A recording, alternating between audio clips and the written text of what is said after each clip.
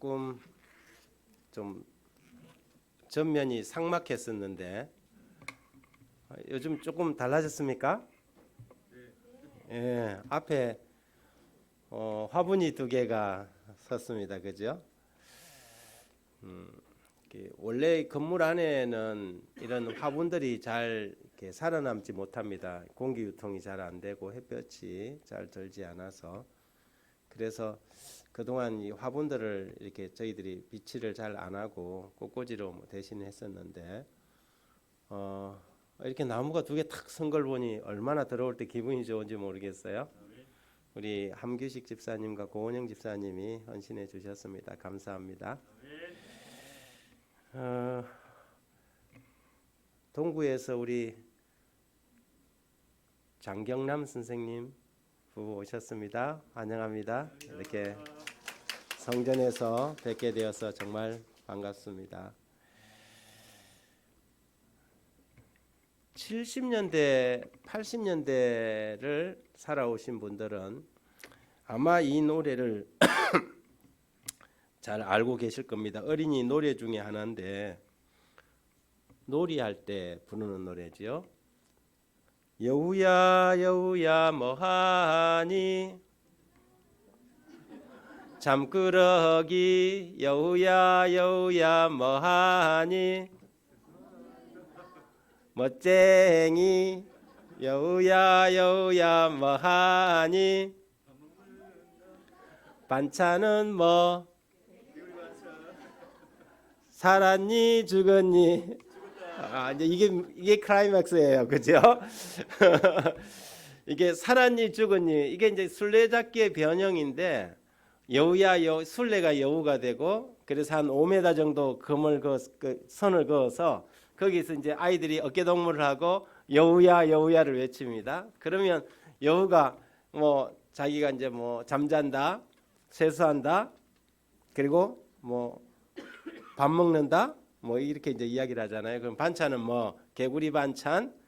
그러면서 살았니 죽었니 하면 이제 죽었다 할 수도 있고 살았다 할 수도 있는데 죽었다 하면 죽었다 할 때 상대방을 이제 움직이게 하죠. 죽었다 이러면은 놀래서 도망가는 애들이 이제 술래가 되고 죽었다 했을 때는 움직이면 안 되는 거죠. 죽은 사람은 움직일 수 없으니까 죽은 것은. 그런데 이제 살았다 하면 그 순간부터 도망을 가면서 추격이 시작됩니다. 살아 있으면 움직이고 아직 살아 있으면 도망갈 수 있는 것이지요. 하지만 죽었으면 그만입니다. 오늘 저는 설교의 제목을 여러분 지금 살아 있습니까? 라는 제목으로 말씀을 좀 드리고 싶습니다. 살아 있다는 것의 소중함을 느껴본 적이 있습니까? 1849년 12월 러시아의 세므노프 광장에 위치한 사형 집행장이었습니다. 반체제 혐의로 잡혀온 28살의 한 청년의 사형이 집행되고 있었지요. 집행관이 소리쳤습니다. 사형 집행 전에 딱 5분을 드리겠습니다. 단 5분 사형수는 절망했습니다. 내 인생이 이제 5분이면 끝이라니 이 5분 동안 나는 무엇을 할 수 있을까? 그래서 그는 사랑하는 가족들과 친구들을 먼저 떠나보내는 나를 용서해 달라고 나 때문에 너무 많은 눈물을 흘리지 말라고 속으로 기도했습니다. 사형 집행관이 2분이 지났다고 말했습니다. 단 3분만 남아 있었습니다. 후회가 밀려왔습니다. 후회할 시간조차 부족했습니다. 나는 왜 그리 헛된 삶을 살았던가? 찰나의 시간도 더 주어졌더라면 그랬더니 사형 집행관이 그 후회하는 동안 1분 남았습니다. 그러는 거예요. 사형수는 두려움에 떨며 주위를 돌려봤습니다. 매서운 칼바람도 이제는 느낄 수 없겠구나. 나의 맨발로 전해지는 땅의 기온도 냉기도 못 느끼겠구나. 볼 수도 만질 수도 없겠구나. 모든 것이 아쉽고 모든 것이 두렵구나. 사형수는 처음으로 자신의 살아있음의 소중함 때문에 눈물을 흘리기 시작했습니다. 자, 이제 사형을 집행하겠습니다. 그때 사람들의 발자국 소리가 들리더니 저편에서 사격을 위한 대열을 갖추는 소리가 들렸습니다. 살고 싶다. 살고 싶다. 조금만이라도 더 살고 싶다. 철컥 탄창을 장전하는 소리가 그의 심장을 뚫어버리는 것만 같았습니다. 바로 그 순간 사형집행 그 입구 쪽에서 한 사람이 흰 손수건을 흔들면서 잠깐 멈추시오. 사형을 멈추시오. 그러면서 황제로부터 전해진 급박한 전가를 전달했습니다. 사형 대신 유배형으로 바뀌었어.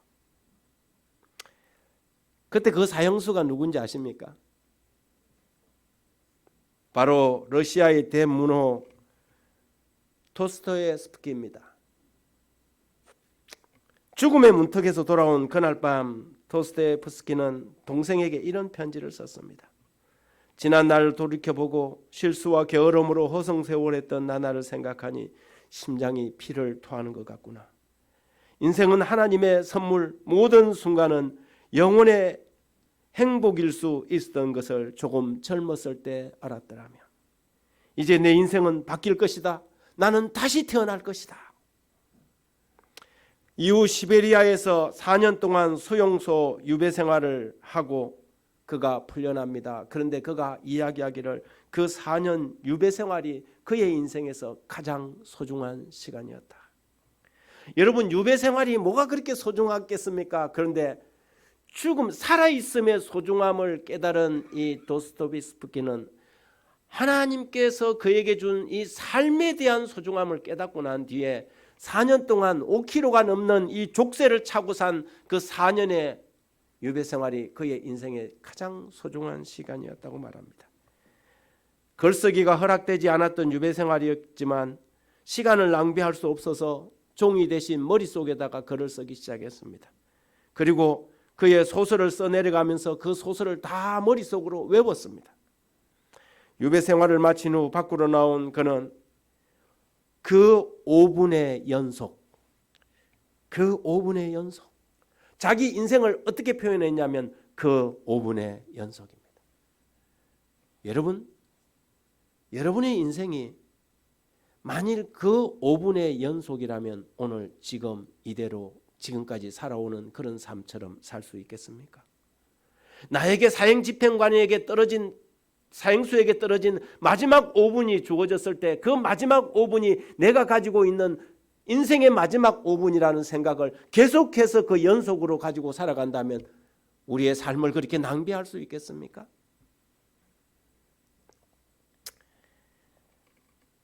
그는 그 이후에 수많은 명작을 남겼습니다. 죄와 벌, 까라마초프의 형제들, 영원한 만남.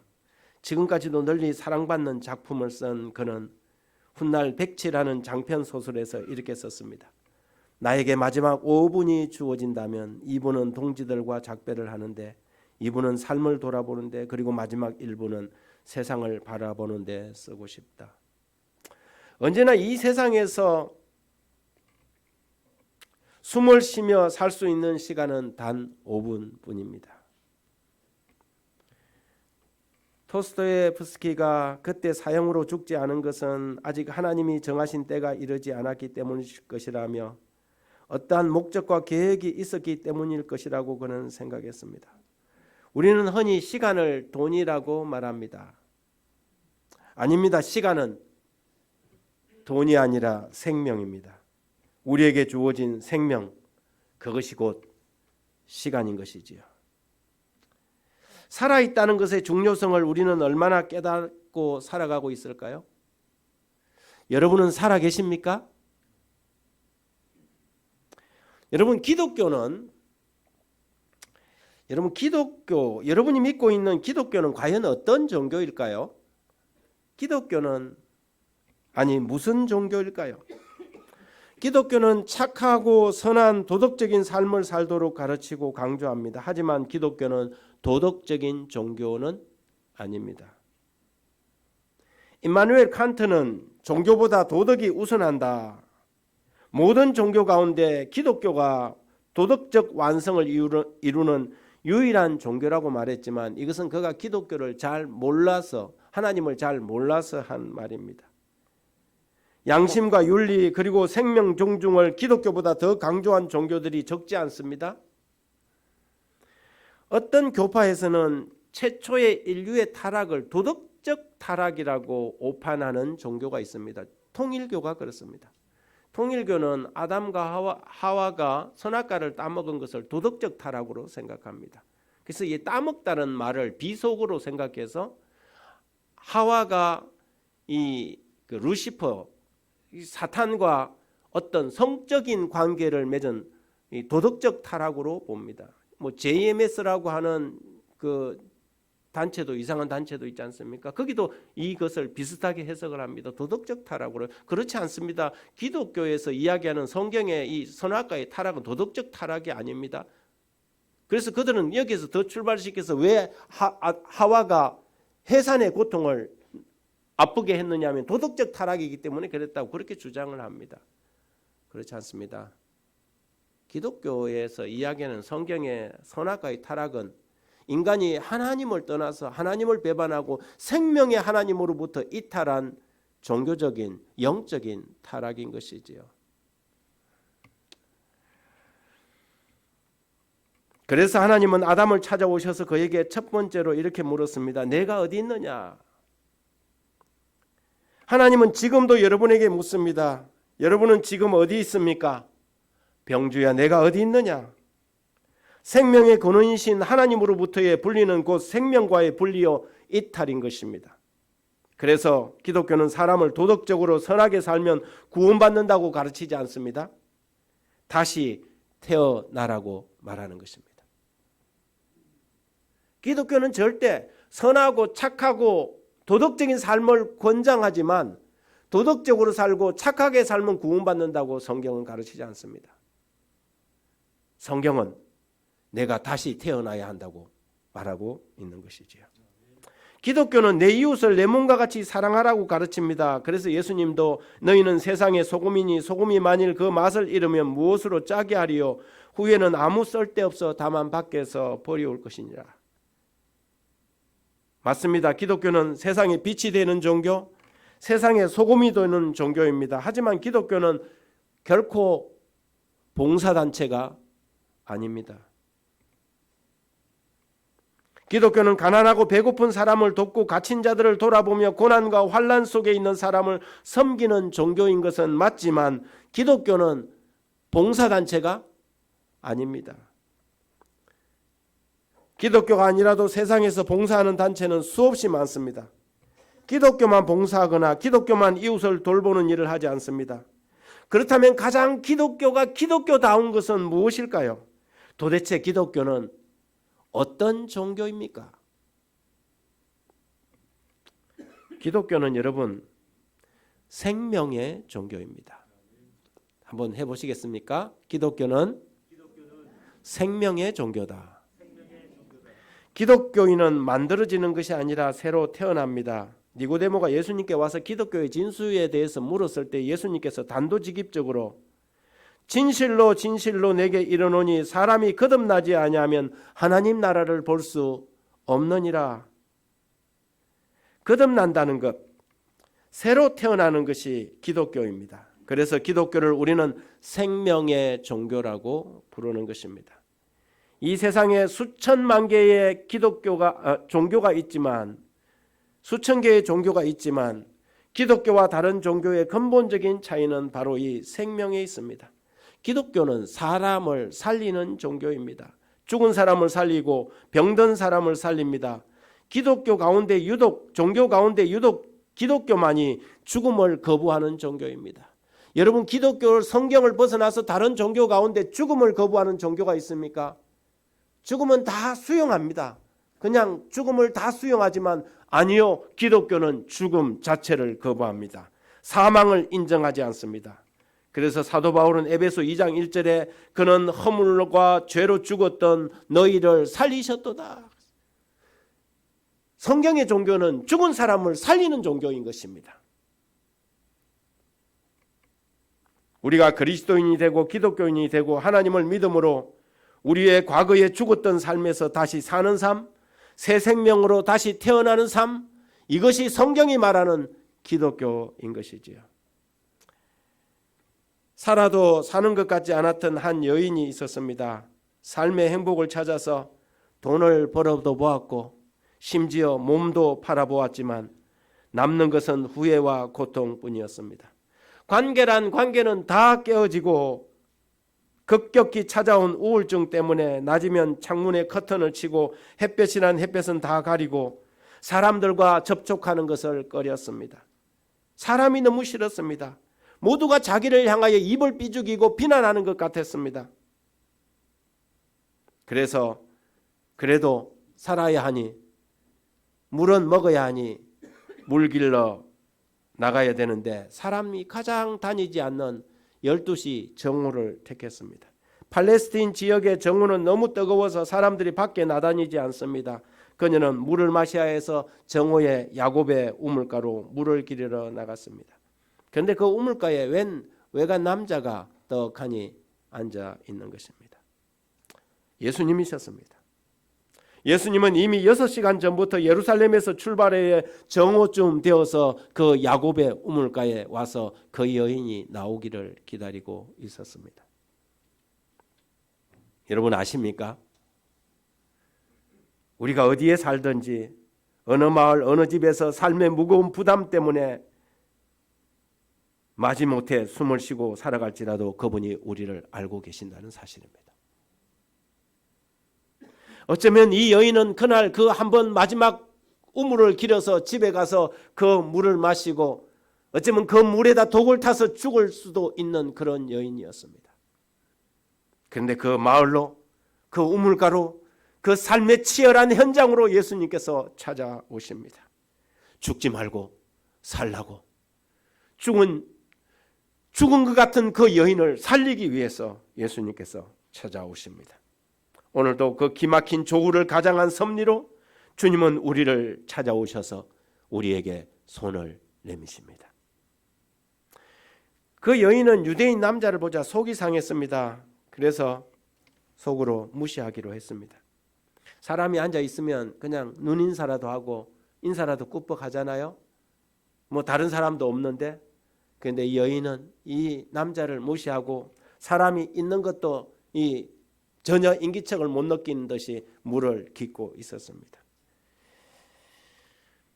사마리아 남자도 꼴보기 싫은데 이 사마리아 여인에게 유대인 남자가 뭐가 좋겠습니까? 그런데 이 남자가 물을 좀 달라고 하는 것입니다. 나그네가 물을 좀 한 바가지 달라면 그냥 주는 것이 인지상정 아닙니까? 그런데 이 여자가 사마리아 여자가 이르되 당신은 유대인으로서 어찌하여 사마리아 여자인 나에게 물을 달라 하나이까? 이는 유대인이 사마리아인과 상종하지 아니함이라. 그랬습니다. 사마리아인과 유대인은 상종하지 않는 앙숙 관계였습니다. 그것도 자신은 여자인데 이 유대인 외간 남자가 자기에게 물을 달라고 하니 아주 퉁명스럽게 거절을 한 것입니다. 나는 사마리아인, 당신은 유대인, 나는 여자, 당신은 남자, 그러니 상관하지 맙시다, 이 말입니다. 그런데 예수께서 대답하여 이르시되 내가 만일 하나님의 선물과 또 내게 물 좀 달라 하는 이가 누구인 줄 알았다면 내가 그에게 구하였을 것이요 그가 내게 생수를 주었으리라. 퉁명스러운 거절에 돌아온 그분의 말은 전혀 예상하지 못했던 이야기였습니다. 한눈에 보기에도 평범한 분이 아니라는 생각이 들었습니다. 드디어 그녀의 인생에 새로운 서광이 밝아오기 시작했습니다. 여러분, 주님이 여러분을 귀찮게 해도 거절하지 마시기 바랍니다. 여러분의 삶에 끼어들어서 감나라 배나라 말할지라도 여러분 그것을 외면하지 마십시오. 그분이 여러분에게 주실 것이 있기 때문에 구하고 계시는 것입니다. 오늘 이 시간도 그분이 여러분을 부르십니다. 여러분에게 때론 요구하십니다. 그분이 요구하시는 것은 놀라운 무엇을 여러분에게 줄 것을 가지고 있기 때문이라는 사실을 기억하십시오. 여자가 이르되 주여 물길을 그릇도 없고 이 물은 깊은데 어디서 당신이 그 생수를 얻겠습니까? 다시 물었습니다.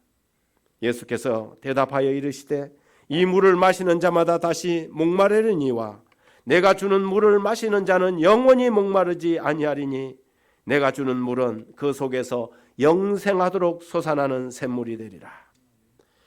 마시면 이내 다시 목마를 수밖에 없는 그 물이 아니라 영원히 목마르지 않는 물, 그런 물을 주시겠다고 하니 돈과 명예와 권력과 욕망의 물은 마시면 마실수록 목마른 물이 아닙니까? 그런 물이 아니라 한 번 마시면 더 이상 구하지 않아도 되는 그 깊은 샘물이 있습니다. 그 물을 맛본 사람은 다윗처럼 여호와는 나의 목자시니 내가 부족함이 없으리로다. 그가 나를 푸른 초장에 누이시며 쉴만한 물가로 인도한다고 고백하게 되어 있습니다. 여인은 자기가 찾고 있는 그 물을 이분이 주실 수 있단 말인가? 그토록 찾았던 그 생수를 이분이 줄 수 있을까? 그래서 여자가 이르되 주여 그런 물을 내게 주사 목마르지도 않고 여기 물길러 오지도 않게 하옵소서라고 요청합니다. 그러자 주님께서 갑자기 대화의 주제를 바꿔서 그래 내 남편을 좀 데려오너라. 남편 이야기만 하면 그냥 길을 막고 싶은 여인이 아닙니까? 그래서 그 이야기가 나오자 대화를 빨리 끊어버리고 싶었습니다. 저 남편 없는데요? 예수님께서 다 알고 계시다는 듯이 그래 맞다. 내가 남편이 5이 있었으나 지금 있는 남편도 내 남편이 아니니 남편이 없다는 말이 맞구나. 모든 것을 다 알고 계셨습니다. 그의 모든 과거를 보고 계신 이분은 과연 누구일까? 어쩌면 이분이 메시아 그리스도가 아닐까? 이런 생각이 들었습니다. 여자가 이르되 메시아 곧 그리스도라 하는 이가 오실 줄을 내가 아노니 그가 오시면 모든 것을 우리에게 알려주지 않겠습니까? 예수께서 이르시되 내가 말하는 바로 내가 그로라. 마침내 여인은 그리스도를 만났습니다. 예수를 알아보고 그분이 그리스도임을 깨닫자 이 여인의 삶이 바뀌었습니다. 요한복음 4장 28절에 여자가 물동이를 버려두고 동네로 들어가서 사람들에게 이르되 내가 행한 모든 일을 내게 말한 이 사람을 와보라. 이는 그리스도가 아니냐? 인생의 목마름이 달라졌습니다. 그녀가 바라고 원하던 세욕과 유욕은 씻어지고 이제 아직도 이 그리스도를 만나지 못한 사람들을 그리스도에게 인도하고 싶은 욕망이, 새로운 바람이, 새로운 기대가 이 여인에게 솟구쳐 올랐습니다. 그래서 그녀는 사람들을 만나기 싫어서 정오에 나왔던 그녀는 이 물동이를 버려두고 오히려 동네로 달려갔습니다. 와보라, 이는 그리스도가 아니냐? 집집마다 노크를 하면서 와보라, 이는 그리스도가 아니냐? 그녀는 예수가 그리스도라는 곳으로 그리스도라고 외쳤습니다. 베드로도 예수님께서 너희 나를 누구라 하느냐 이렇게 물었을 때 주는 그리스도시요 살아계신 하나님이라고 고백했습니다. 예수가 그리스도인 것을 아는 사람들은 살아납니다. 갈증이 달라지고 새로운 인생이 시작됩니다. 여러분은 살아 있습니까? 여러분은 예수가 그리스도라는 사실을 깨달았습니까? 그것을 아는 사람은 살아납니다. 예수가 있는 사람, 예수를 아는 사람, 예수가 그리스도라는 것을 깨달은 사람들은 살아납니다. 그리고 그들이 그리스도인들이요, 그들이 예수의 제자들이 되는 것입니다. 그리고 그들은 무슨 말을 하든지 그들의 입에서 늘 그렇게 외칠 것입니다. 예수 그리스도, 예수가 그리스도다. 여기 사도행전 157쪽에 이런 구절이 있습니다. 제자들이 최초로 그리스도인이라고 불린 곳도 안디옥이었다. 그들의 설교와 가르침과 담화의 주제가 그리스도였기 때문에 그런 이름이 붙여졌던 것이다. 그들은 예수께서 직접 제자들과 같이 계심으로 축복을 주셨던 그분의 지상 봉사 기간에 일어났던 사건들을 계속해서 자세히 열거했다. 그들은 어디를 가든지 예수가 그리스도라는 사실을 이야기했습니다.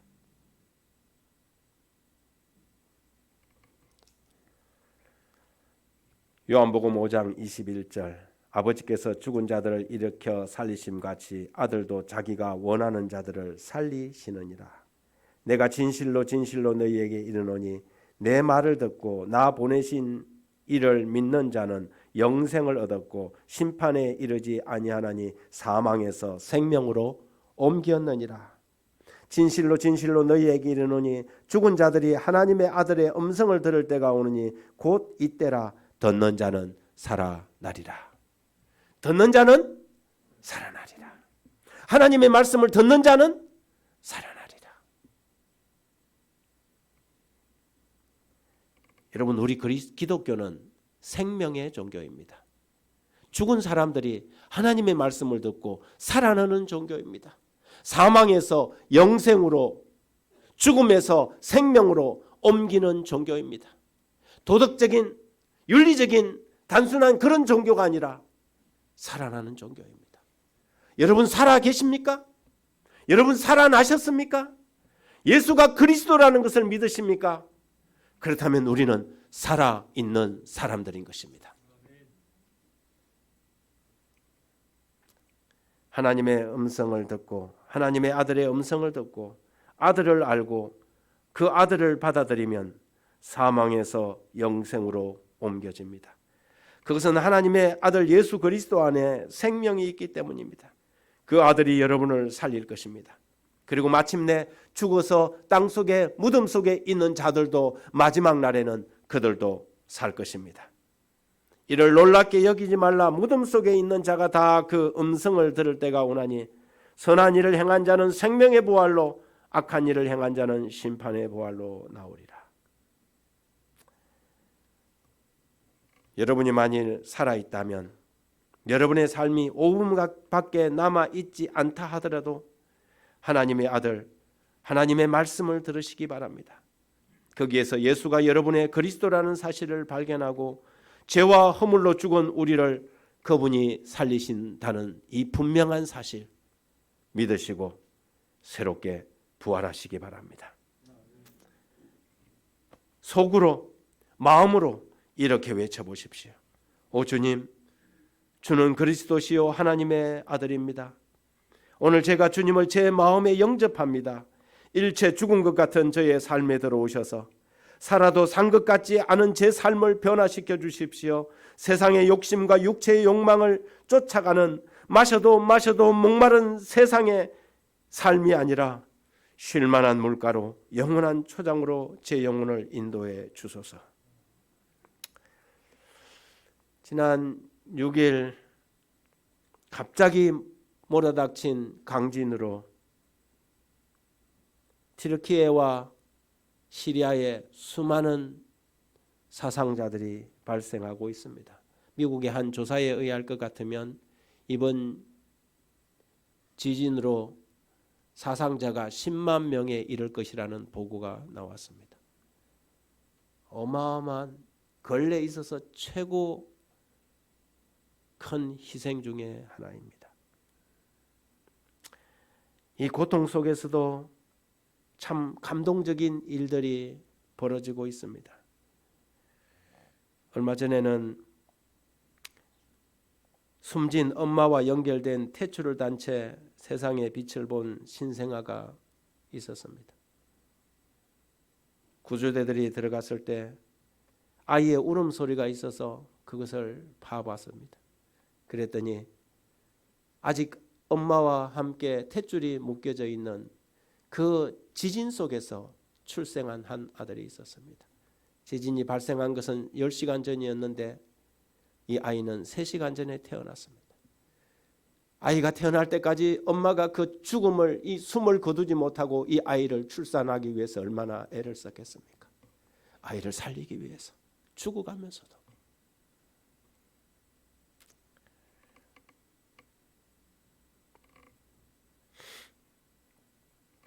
2008년 수촨성 지진 때 수많은 이야기들이 있습니다. 베이찬이라는 이 곳에서 무너진 가옥 가운데 구조대원들이 한 아기를 발견합니다. 시신을 처리하는 그 과정에서 혹시 살아있는 생존자가 없나 싶어서 폐허 더미를 이렇게 뒤지고 있는 구조대원들이 갑자기 소리를 칩니다. 여기 사람이 있다.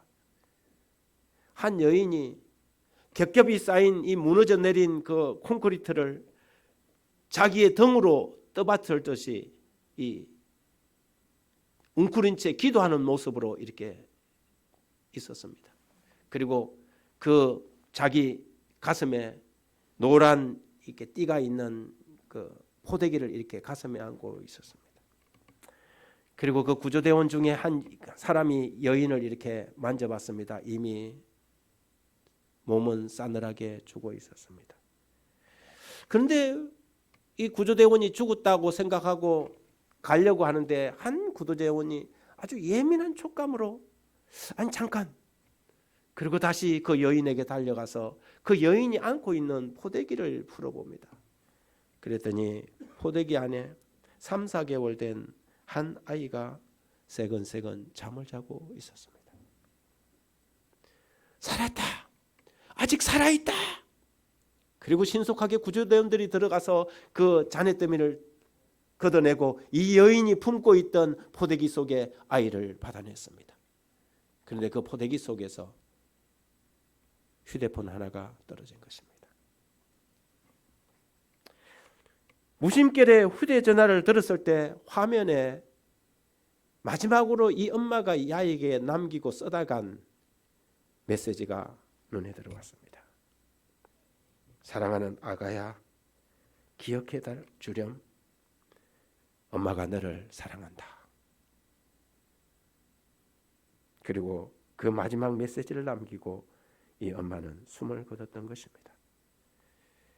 십자가에서 예수님께서 돌아가실 때 주님이 우리에게 하고 싶었던 말이 그 말입니다. 내가 너를 사랑한다. 내가 너를 정말 사랑한다. 시대의 소망에 이렇게 적습니다. 흠없는 하나님의 아들이 십자가에 달리셨으며 그분의 살은 채찍에 맞아 찢어졌고 그처럼 자주 축복하기 위하여 펴시던 그분의 손은 나무 막대기에 못 박히셨다. 사랑의 봉사로 피곤할 줄 모르던 그분의 발도 나무 기둥에 못 박히셨고 그분의 고귀한 머리는 가시관에 찔리셨다. 그분의 떨리는 입술은 비통의 부르짖음을 받았다. 그분이 참으신 모든 것, 그분의 머리와 손과 발에 흘러내린 핏방울과 그분의 몸을 괴롭힌 고통과 아버지께서 얼굴을 숨기심으로 그분의 영혼을 가득 채웠던 말할 수 없는 고민은 우리 인류 각 사람에게 이렇게 말한다. 하나님의 아들이 이와 같이 죄악의 짐을 지기로 동의하신 것은 다 그대를 위함이다. 그리고 그대를 위하여 그분은 사망의 권세를 깨뜨리고 낙원의 문을 여신다고 선언한다. 성난 파도를 잔잔케 하고 거품 있는 파도 위를 걸으셨으며 귀신들도 떨게 하시고 질병을 물러나게 하셨으며 소경의 눈을 뜨게 하시고 죽은 자를 살리셨던 그분이 자기 자신을 제물로 십자가에 바치셨다. 이것은 다 그대를 사랑하기 때문에 그렇게 하신 것이다. 감사합니다.